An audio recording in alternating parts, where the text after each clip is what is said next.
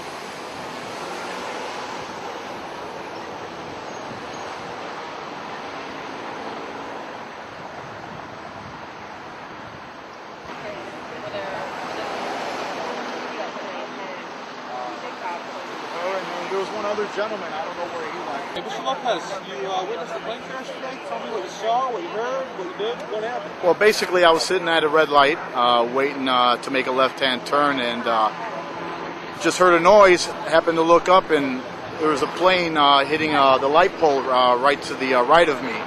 And shortly after that, the airplane hit the pole, came down, did a couple of cartwheels. Almost landed upside down. Fortunately for the passengers inside, landed right on its bottom. And right after the plane came to a complete stop, just stopped for a second, and then I guess my first reactions were to run over to the plane, see if everybody was okay. Shortly before I got to the plane, the lady who was in the plane got out on her own power, and then we made way to, I guess it was her husband, try to help him get out of the plane, got him out.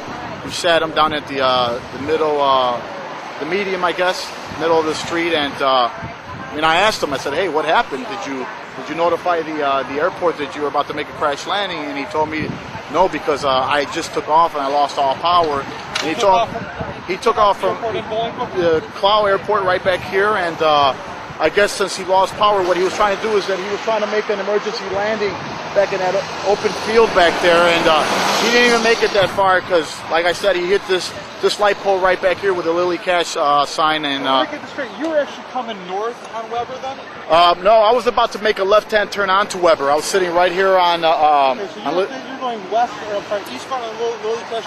I was going eastbound on Lily Cash, about to turn left, going north on Weber. Correct. A minute or so, not even. You could have been right there. Well, if it's not for the light pole, he hits me. He hits me and the car right next to me. Okay, so where did he actually come down at?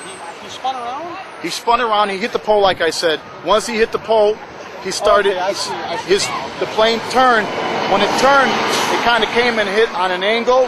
And as it hit on an angle, he cartwheeled twice. Okay. As he cartwheeled, spun around, and just came to a complete stop right there. What was your reaction when you're sitting in your car, probably listening to the radio, sunny day, and all of a sudden the plane just comes I couldn't believe what was happening.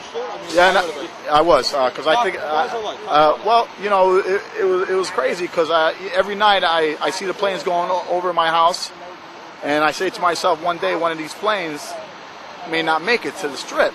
Lo and behold, I'm sitting at the intersection, and here's a plane about to hit my car, and if it's not for the light pole, I get taken out. So it was just a shocking feeling. My initial reaction was, I can't believe this is happening. I guess when it all kind of came to a stop, I said I better run over there and make sure he's okay. At first, I didn't think they were going to make it. Not the way the plane was tumbling. There was no way. But it cartwheeled twice. And I said, there's no way those people are going to make it. And how fast do you think it was going? Good estimate. I don't know, maybe 20, 25 miles, because the pole slowed it down immensely. If it wasn't for the pole, it could have been a lot worse. So you think it's a miracle it didn't hit any cars? It is definitely a miracle.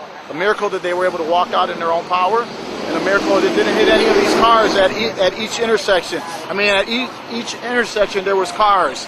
At the point that he hit the pole, I was about to turn left. I looked up, I heard the noise, I said, what is that? Was there any sign of smoke or fire at all? Any kind of plane? No, there was smoke from the plane.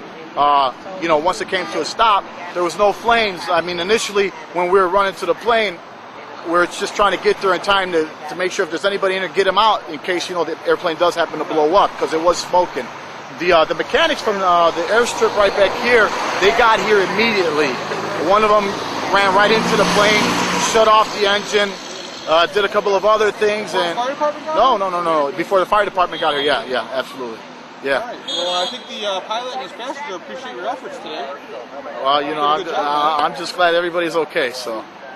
I was right here at the where that white van was, and you see the wing of the plane. Yeah. That's what saved our life. That pole, the plane was coming directly for me and that guy you just got through talking to, and as it came down, he hit, and it was like a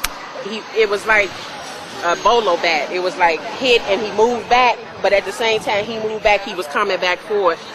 That wing came under our cars, just like that van sitting there. Just imagine a plane doing like that. I could have reached it if I was in that kind of man. Tell me what your reaction was when you were sitting there and seen the plane come out. I said, oh my God, I looked at PJ, and I said, Were you in the car with him? no, but it was so surreal the way me and him connected. He looked at me, and I looked at him, and I was like, and he was like, you know, we didn't say anything, but it was like, and he said, mm-hmm. And I looked at him, and I got out the car. He said I was just white, and he said, and I went straight across the street to the plane, and the lady was like a zombie. She was just walking, and her shoes was off, and she didn't know anything, and I knew she was in shock, so I asked her to sit down. I took her pulse. I could see everything was okay. I just looked at her. You know, I'm a nurse at Edwards, and I just started looking at her, and her toes was Any obvious trauma or anything? no like a lot of bleeding. Neither one of them, but the gentleman's neck was he had like, now that I can focus on everything, he had like a line going down the middle of his back, and then I just asked him to please lay down, and he said